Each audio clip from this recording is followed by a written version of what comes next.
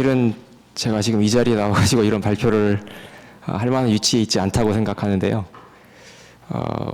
제가 몇 번 사실은 고사를 했는데 아무튼 사정이 여의치 않아서 하게 됐습니다. 양해해 주시기 바랍니다.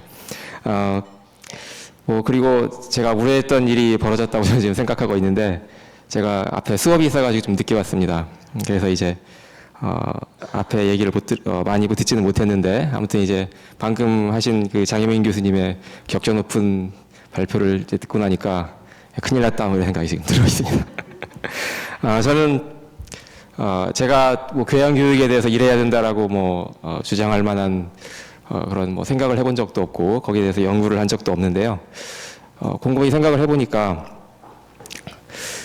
제가 뭐라도 조금이라도 얘기할 만한 것이 있다면 결국 제 경험에 바탕을 둔 것일 수밖에 없을 것 같고, 생각해보니까 저는 교양에 대해서 다른 사람들한테 얘기를 하거나 제가 특별히 연구를 한 적은 없지만 제가 학생이었던 적은 있는 것 같습니다.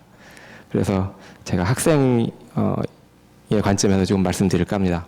본래 저한테 요청을 하신 거는 이제 자연과학에서 보는 교양교육 이런 거였는데요. 아무리 생각해도 떠오르는 게 없고 해서 고민을 하다가 결국 이 말씀을 드리도록 하겠습니다. 제가 제목을 한국 대학생의 교양교육이라고 했는데, 이제 보시다시피 네 단어가 있습니다. 그래서 여기서 한국이라고 하는 것은 어떤 의미로 제가 사용했냐면, 일반적인 교양이라는 의미가 아니라 현시대 대한민국에서의 교양교육이라는 의미로 사용을 했고요.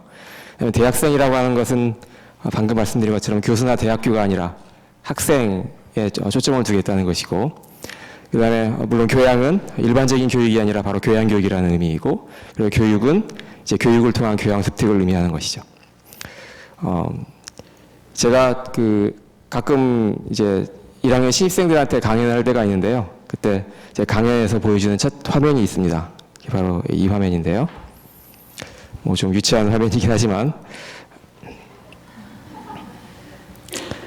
이제 학생들한테 맨 처음에 이제 스스로의 힘으로 세상에 첫 발을 내딛는 병아리라고 하는 표현을 제가 쓰는데요. 제가 생각하기에는 적어도 바로 이 시대 우리나라의 학생들은 스스로의 힘으로 세상에 첫 발을 내딛는 병아리라고 하는 것이 아주 적합한 표현이라고 생각합니다. 그래서 이제 그동안 미래 설계는 많이 했는지 이렇게 질문을 하는데,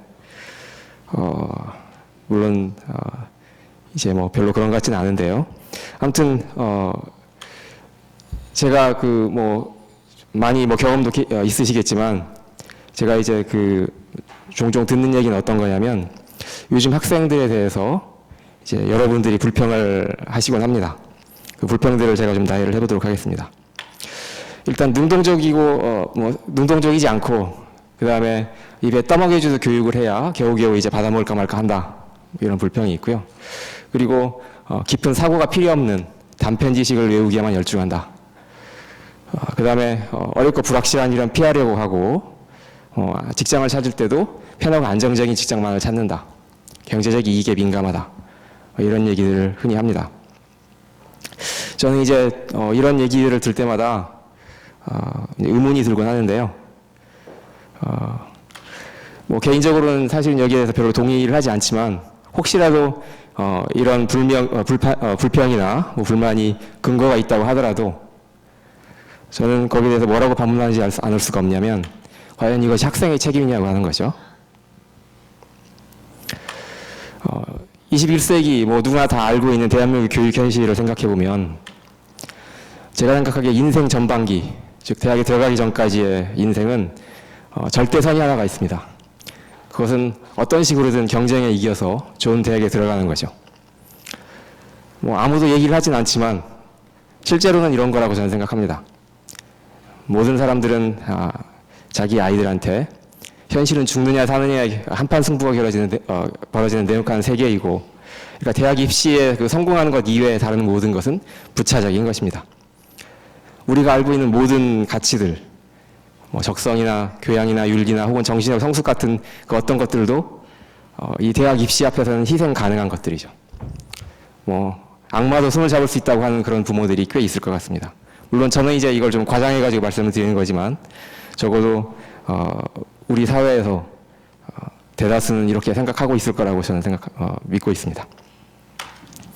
그래서 부모도, 선생님도, 주변의 다른 어른도 혹은 사회 전체도 18년간 지속적으로 이 내용을 세뇌를 시키는 거죠. 물론 명시적으로 이렇다고 얘기를 하진 않습니다. 그렇지만 주변에서 돌아가는 모든 분위기는 다 이거를 지향하고 있죠. 그래서 뭐라고 얘기를 하냐면 학생이 공부를 해야지 쓸데없는 것에 관심 갖지 말아라 이렇게 얘기를 합니다. 근데 여기에서 이제 주의 깊게 봐야 될 두 단어가 있는데요. 공부라고 하는 것은 보통 우리가 대학에서 흔히 알고 있는 그런 공부가 아닙니다. 여기서의 공부는 경쟁에서 이기기 위한 기술을 습득하는 거죠. 진짜 진정한 의미에서의 교육이 아니라 시험 점수를 높이는 기술이죠. 예를 들면 수학 문제를 푼다 그러면 수학의 원리를 터득해서 거기서 어떤 논리적인 사고력을 기르는 것이 아니고 어떻게 하면 짧은 시간 동안에 답을 내는 유용한 방법을 얻느냐 뭐 이런 걸 배우는 거죠. 그다음 쓸데없는 것에 관심 갖지 말아라라고 할 때 이 쓸데없는 것이라고 하는 것에는 이런 것이 들어가 있는 것 같습니다. 도전이나 꿈의 실현이나 용기, 정의, 사랑, 연대 혹은 더 일반적으로 말하자면 우리 이화에 대해서 추구하고 있는 더 인재상이라고 하는 바로 그 THE 이런 것이 바로 제가 생각하기에는 쓸데없는 것에 포함되지 않을까 봅니다. 그래서 이제 왜 공부하는가 혹은 왜 사교육을 받는가 혹은 왜 특목고 혹은 자사고 같은 고등학교에 들어가려고 하는가 이런 거에 대한 목표는 딱 한 가지입니다. 경쟁에서 이겨서 좋은 대학에 들어가기 위해서죠. 더 예를 들어보자면 왜 영어를 공부하는가? 영어가 미래에 무슨 도움이 되기 때문에 공부하는 측면도 있겠지만 실제로 가장 근원적인 가장 절실한 그 이유는 영어 시험 점수를 잘 받아서 눈에 띄는 스펙을 쌓아서 좋은 대학에 가기 위해서입니다. 수학을 공부하는 이유는 물론 수학 시험을 잘 보기 위해서인데 수학은 그래서 거대한 공식지 배우기로 이미 오랫동안 전락돼 있습니다. 어떤 원리를 배우고 거기서 논리적인 과정을 익혀서 사고력을 키우고 이러는 것이 아니라 모든 수학 문제를 유형별로 분류한 다음에 각 유형에 대해서 100개씩 1000개씩 연습 문제를 푸는 거죠. 그것이 수학으로 되어 있습니다. 그러니까 그냥 그 모든 문제집을 통째로 암기하도록 배우는 거죠. 과학도 마찬가지입니다. 실험을 하면 참 재밌고 정말 기억에 남게 배울 수가 있을 텐데 우리나라의 과학 교육은 그렇지 않습니다. 이러이러한 실험을 했더니 결과가 어떻게 나왔다라고 하는 결과를 외워야 되는 거죠. 그래서 그걸 이용해서 문제를 잘 풀어야 합니다. 그래서 이제 2등은 아무도 기억하지 않는다. 이런 태도로 이제 모든 학생들에게 좋은 대학에 가라고 하는 거죠. 근데 혹시 요즘 학생이 정말 부족하다고 해도 아까 말씀드렸듯이 적어도 제가 생각하기에 그것은 학생의 책임이 아닙니다. 그것은 바로 기성세대의 책임이고 그렇기 때문에 어른들 누군가가 요즘 학생을 비판한다면 제가 보기에 그거는 본인이 그걸 의식하고 있었든 의식하지 않든 알든 모르든 간에 그건 사실은 기성세대에 대한 자아 비판이라고 저는 봅니다. 어른들이 학생들을 그렇게 만드는 것인데요. 여기에 대해서 좀 불만이 많으신 분이 있겠지만 제가 구체적인 예를 하나 들어드리도록 하겠습니다. 누구나 불편해할 바로 그 얘기인데요. 가만히 있으라라고 하는 바로 이 내용이죠. 바로 얼마 전에 수백 명의 학생들이 뱃속에서 가만히 있으라는 얘기를 듣고 가만히 있다가 정말 목숨을 잃었습니다. 만약에 그 학생들이 조금이라도 스스로 생각할 수 있는 그런 교육을 받았다면 그 자리에서 그대로 가만히 있지는 않았을 거라고 저는 생각합니다. 이 학생들이 이렇게 목숨을 잃은 것은 바로 어른들의 책임이죠. 그리고 우리 교육의 책임입니다. 우리 때는 안 그랬는데 라고 말씀하실 분들이 틀림없이 있을 겁니다. 그렇지만 그때는 지금과 현실이 많이 달랐습니다. 지금보다 훨씬 어수룩한 사회체제였고 지금처럼 사교육이 성행하지도 않았고 그리고 지금과 같은 막무가내식의 과보도 없었습니다. 또한 지금과 같은 IMF 경제위기의 어떤 집단적 기억도 없었습니다. 이 IMF 경제위기라고 하는 거에 저는 매우 심각하게 생각을 하는데요. 그러니까 생존조차 보장을 받지 못할 정도로 그 깊은 나락에 떨어지는 경험을 사실상 우리나라 사람들 모든 사람들이 가지게 된 것이기 때문에 이제 말하자면 먹고 사는 문제가 가장 중요한 그리고 최우선적인 과제가 된 거죠. 그래서 그 이외의 다른 모든 가치들은 부차적인 것이고 일단 이 살아남기 위해서 좋은 대학에 가야 된다. 이것이 지상 명제가 된 것으로 저는 생각합니다. 뿐만 아니라 지금은 온갖 정보가 넘쳐나고 있고 뭐 거기에 좋은 정보도 있고 나쁜 정보도 있지만 어쨌든 주변의 모든 그 정보들을 들어서 거기에 휩쓸리게 되어 있습니다. 그리고 지금처럼 지금은 이제 그 모든 부모들이 이런 정보를 가지고 있고 귀와 눈을 온갖 곳에 이제 왔다 갔다 하면서 그 정보를 흡수해서 어떻게 하면 대학에 잘 보냈을까를 생각하고 있기 때문에 아이들이 거기에 이제 휘둘릴 수밖에 없는 거죠. 그래서 저는 어린이는 어른의 거울이라고 하는 것이 틀리지 않다고 생각하는데요. 물론 중학생, 고등학생은 보통 의미에서 말하는 그런 어린이는 아닙니다. 그렇지만 적어도 우리나라의 어린이는 18세까지라고 저는 생각합니다. 이 시대의 학생들은 주체적으로 사고할 기회도 정신적으로 성숙할 기회도 부여받지 못했었습니다. 그래서 이제 이런 걸 생각을 해보다 보니까 과연 현 시대 대한민국 대학에서 교양교육을 어떤 걸 해야 될 것인가 하고 생각을 해보면요. 물론 세계적 수준의 보편적 대학 교양교육을 해야 될 것입니다. 그렇지만 제가 생각하기에 현 시대 대한민국에서는 이것만으로는 부족한 것 같습니다. 혹은 더 다른 식으로 표현을 하자면 더 근본적인 것을 빠뜨리고 있다는 거죠. 중고등학교 때 하지 못했던 그 늦깎이 교육, 그것을 대학 교양교육에서도 해야 되지 않을까 생각을 합니다. 흔히 사람들이 얘기하는 것이 있죠. 중고등학교 학생들이 뭔가를 하겠다고 했을 때 그런 것은 나중에 대학 들어가서 해도 돼. 지금은 공부를 열심히 해라. 이렇게 얘기를 합니다. 그런 것, 즉 중학교 때, 고등학교 때 했어야만 되는 바로 그런 것을 대학교 때 해야 된다는 거죠.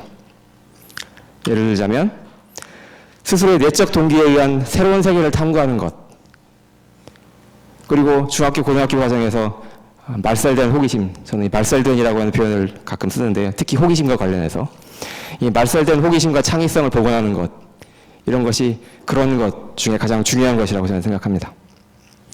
그래서 만약에 대학에서 교양교육을 하고 싶다면 가장 먼저 해야 될 것은 바로 이런 학생들에게 내적 동기를 불러일으키는 것이고, 그리고 호기심을 복원하는 거라고 생각합니다.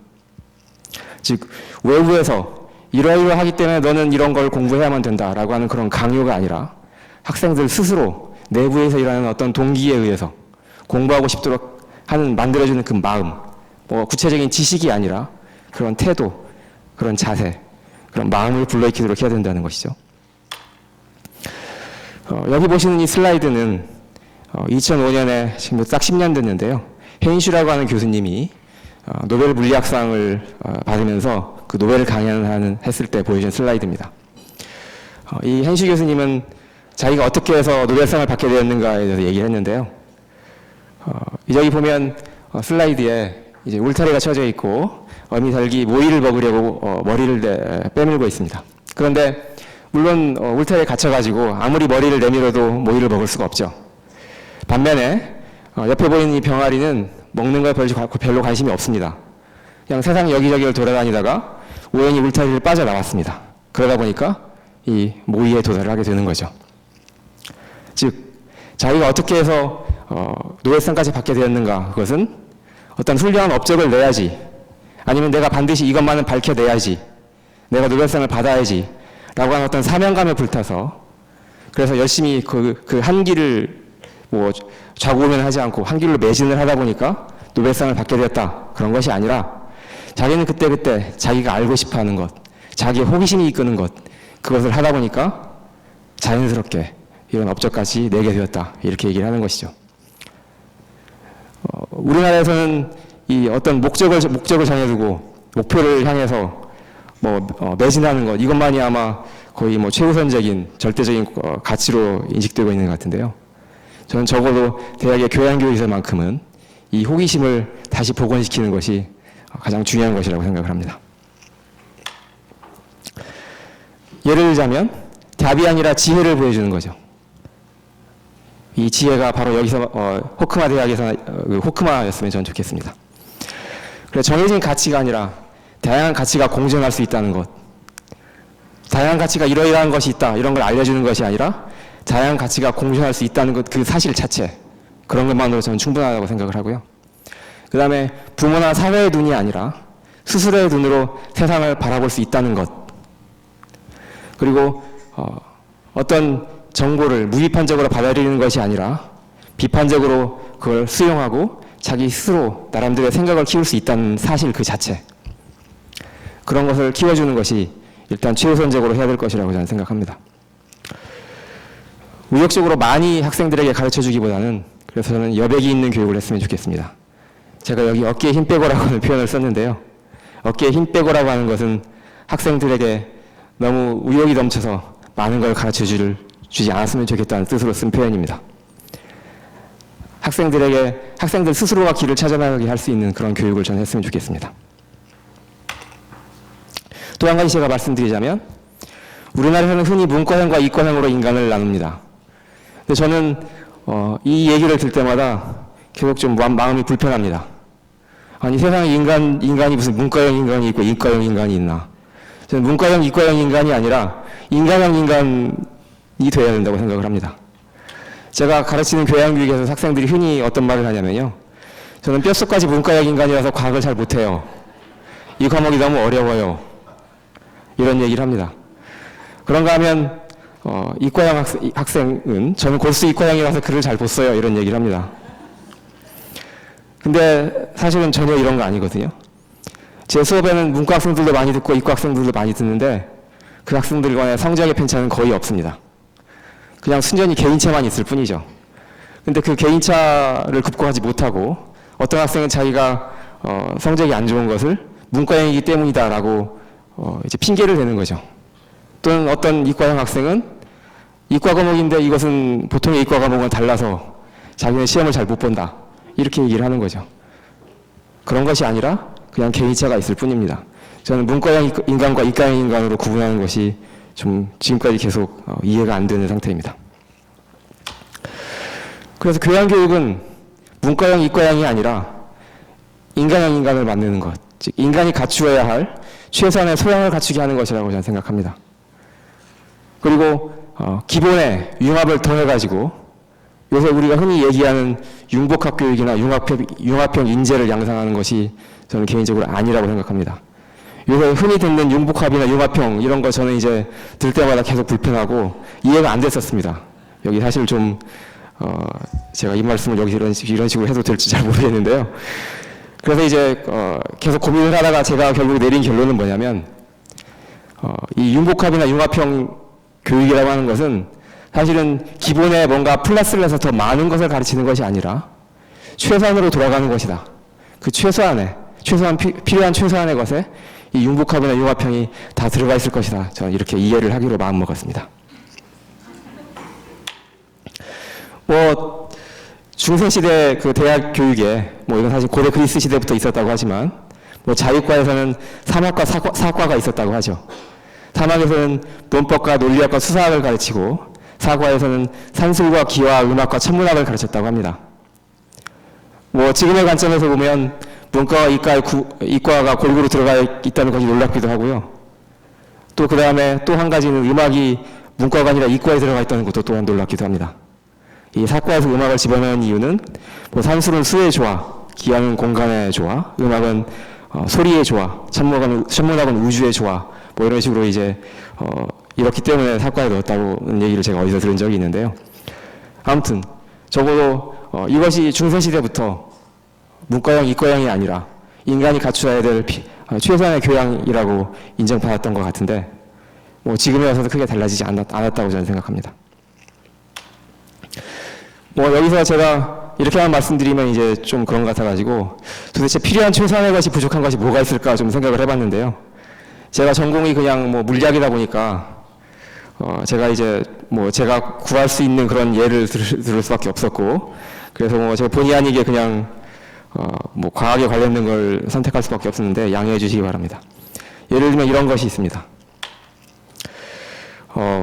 이건 모 신문사에서 오래전에 나왔던 기사 중에 하나인데요. 투입한 전기의 200% 이상의 에너지를 충전하지 않고 서울, 부산 사이를 왕복했다. 뭐 이런 기사가 이제 실렸습니다. 그러면서 이제 어떤 아마추어 발명가를 소개를 했는데, 만약에 이 과학에 대해서 조금이라도 소양이 있는 기자가 이 기사를 뭐 썼다면, 물론 기사를 쓰지도 않았겠지만, 이건 당연히 틀린 거라고 생각을 했었을 것 같습니다. 뭐 이거는 이 신문사만이 아니라 다른 것도 예외가 아닌데요. 뭐 제목만 봐도 틀린 것이 명백한데, 아무튼 뭐 언론계에서 제가 뭐 두 개를 들고 와가지고 그렇긴 한데, 아무튼 이런 사례들이 지금도 많이 출현하고 있습니다. 또 다른 사례는 제가 알게 된 지가 한 달도 안 됐고, 이것보다 훨씬 충격적인 사례였는데요. 현재 고등학교가 아니라 초등학교 교과서에 나와 있는 것입니다. 저는 사실은 이게 좀 아직도 좀 믿기지가 않는데, 이거 제가 사실은 그 K무크 요새 이제 하다가 어떤 수강생이 이 얘기를 해가지고 놀라서 찾아본 것인데요. 국어 교과서에 보면, 이제 병에다가 밥을 집어넣고 한쪽에다가는 좋은 말만 해주고 한쪽에다가는 나쁜 말만 해줬을 때, 한 달에 곰팡이가 뭐 나쁜 쪽에는 뭐 나쁜 곰팡이가 피고 좋은 말을 해준 쪽에는 좋은 곰팡이가 피었다. 그러면서 이제 이게 지금 보시는 게 표준 답안으로 되어 있는데요. 그리고 이게 뭐 옛날에 방송국에서 방송을 했었고, 방송국에 방송하는 거는 뭐 그럴듯한데 이게 교과서에까지 실렸다. 뭐 이런 것이 좀 이해가 안 되는데, 아무튼 저는 뭐 이거를 몰랐을 수도 있다고 생각하는데, 사실은 이것이 이제 그 과학적인 내용이기 때문에 그냥 그 옆에 있는 분들에게 물어서 어떤 건지를 충분히 알 수 있었음에도 불구하고 그럴 생각이 나지 않았다는 사실, 그것이 저는 이제 이해가 안 되는 거죠. 그런 것이 이제 그 최소한이라고 하는 것이 부족한 것이 아닌가, 저는 그렇게 생각을 합니다. 뭐 저는 어떤 특별한 이 예를 들어가지고 이제 그래서 이것이 그 걸레지 않았다, 혹은 뭐 이걸 작성을 한 분, 뭐 이런 분들에 대해서 이제 뭐라고 하려는 건 아니고요. 그 현상이 우리나라에 남아 있다는 거죠. 그 사실을 저는 지적하고 싶었습니다. 그래서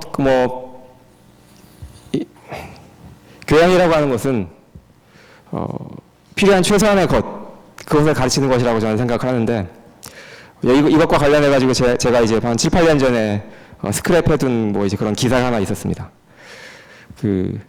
어떤 신문 기사 제목이 있었냐면, 하버드 대학교에서 30년 만에 교양 과목을 개편했다 이러면서 이제 실린 적이 있었는데, 2007년의 일입니다. 제가 여기서 이제 두 가지를 말씀드리고 싶은데요. 한 가지는 30년 만에 교양 과목을 개편했다고 하는 거죠. 그리고 그것이 전 세계 기사로 이제 실릴 정도가 됐다는 거죠. 교양이라고 하는 것은 뭐 3, 4년 만에 이렇게 휙휙 바뀌는 것이 아니라 적어도 30년 만에 한 번씩은 바뀌어야 되는 것이구나. 그런 걸 제가 지금부터 2007년에 이 기사를 읽으면서 제가 느꼈었고요. 그 다음에 그 8대 필수 교양 영역을 보면, 거기에 이제 사실은 중세시대부터 이어져 왔던 바로 그 영역들이 여기 그대로 나와 있구나, 이런 걸 느낄 수가 있었습니다. 그 중에서 뭐 제가 이제 물리학을 하기 때문에 물리학도 들어가 있는데, 그 물리학을 교양으로 가르쳐야 되는 이유를 뭐 굳이 말씀드려보자면, 거기에는 이제 여러 가지 이유가 있었는데, 일단 현대 사회에서 여러 가지 과학적인 다양한 이슈에 대해서 깨어있는 시민으로 기능하기 위해서, 그리고 비판적으로 사고하기 위해서, 그래서 반드시 이런 교육이 필요하다, 이런 얘기들이 있었습니다. 뭐 이제 결론상으로 말씀드리면, 제가 이제 마지막으로 이 발표를 하게 돼 있었기 때문에 이제 앞에서 앞에서 다른 분들이 좋은 말씀을 다 해줬을 거라고 믿고, 이제 뭐 호크마 교양대학 출범에 관련해서 딱히 하나만 말씀드리려고 하는데요. 제가 생각하기에 가장 뭐 큰 이화여대 역사에 대해 제가 뭐 자세하게 알고 있지는 못하지만, 가장 큰 교양대학 출범의 뭐 이제 그런 점이라고 생각한다면, 그거는 이 교양교육의 이화여대 뭐 100년 넘은 그 역사를 걸쳐서 이화의 그 교양교육의 전과 후를 가르는 정연점이 되지 않았는가, 이렇게 생각을 합니다. 물론 지금도 교양교육원이 있고, 그전에도 여러 차례 그 교양교육의 혁신을 거쳐왔고, 그럼으로써 이제 특히 다른 학교에 비해서 이화여대 그 교양교육이 뭐 여러 가지 내세울점들이 많이 있지만, 그럼에도 불구하고 단과대학이 생겼다고 하는 것은 그 자체로 아주 안정적으로 교양 교육을 기획할 수 있는 그런 제도적 장치가 이제 정비되었다는 뜻이고요. 그런 의미에서 일대 전환장을 맡게 된 것이 아닌가, 그것이 가장 큰 의의라고 저는 생각을 합니다. 그래서 이제 제가 뭐 굳이 부탁 말씀을 혹은 기원을 하자면 정말 한치 앞을 내다볼 수 없게 우리나라는 계속 급변하고 있는데, 그 급변하는 현실 속에서 세파에 휘둘리지 않고 이 교양대학이 안착하기를 기원합니다. 그리고 외부의 어떤 제도나 혹은 뭐 분위기나 이런 거에 휩쓸리지 않고 처음에 목표를 방향을 잘 정해서 그걸 오랫동안 보완하고 유지해 나갔으면 좋겠습니다. 물론 시행착오는 피할 수 없겠지만 그래도 이것저것 많이 하는 것보다는 차근차근 단계를 밟아가면서 하는 것, 그리고 어떤 외부 요인에 의한 그런 외형적 발전이나 그런 것보다는 내실 있는 발전이 이루어지기를 기대합니다. 그리고 무엇보다 가장 기본에 충실하기를 바라겠습니다. 이것으로 제 말씀을 마치도록 하겠습니다. 고맙습니다.